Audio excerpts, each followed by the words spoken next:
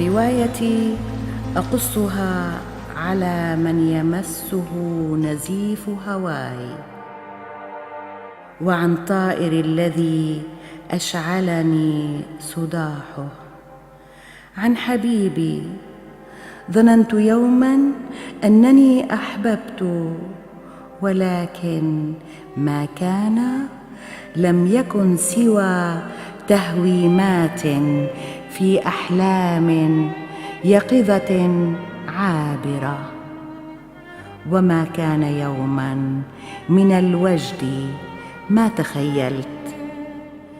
كم تمنيت أن أغني الحياة وأنشد أحاسيسي بكبرياء. كانت بداياتي مع أحرف الهجاء، ولكن قصتي مع ملاكي، مع فارس أحلامي، قصة التضاد فيما يحدث بين الريح العابر والعاصف وتلك المداخلات الحادة، بين الحلم والهوائج الثائرة.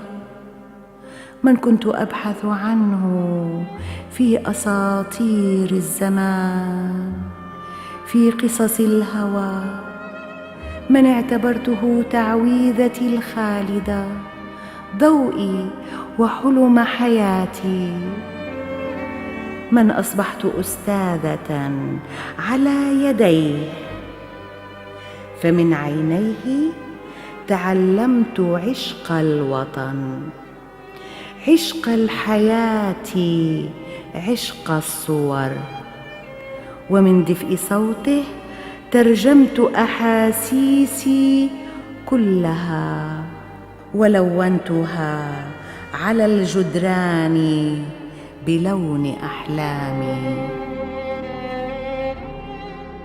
رسمتها في قصاصات من ورق برد الروح، من عنفوان الآهات التي نزفتها تعلمت الطيران لأسبح في الأفق البعيد، بعد السحاب عن شهقة الورد من العطش.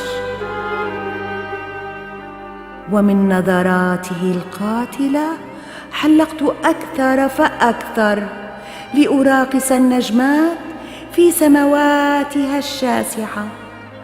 لمساته سحرتني، أسرتني لأصبح أجمل الجميلات. هذا حبيبي، هذا حبيبي سر جنوني، هذا حبيبي سر جبروتي، من علمني عذب الكلام، من علمني النقش على الأوراق بأحرف من نور ونار. أصرخ بشراسة وعشق قاتل يا ذابحي بوهم حنانه المريب ونظراته الخادعة وترهاته المحببة. كم عانيت وأعاني منك أيها القريب البعيد العابر من الغيهب، بحنان دافئ جميل أرقى الآهات. علمني كيف أروي قصصي ومشاعري لتصبح حديثا بين الأصدقاء. لولاك يا نور حياتي لم أكن يوما شاعرة أتحدى بعشقك الشعراء كلهم.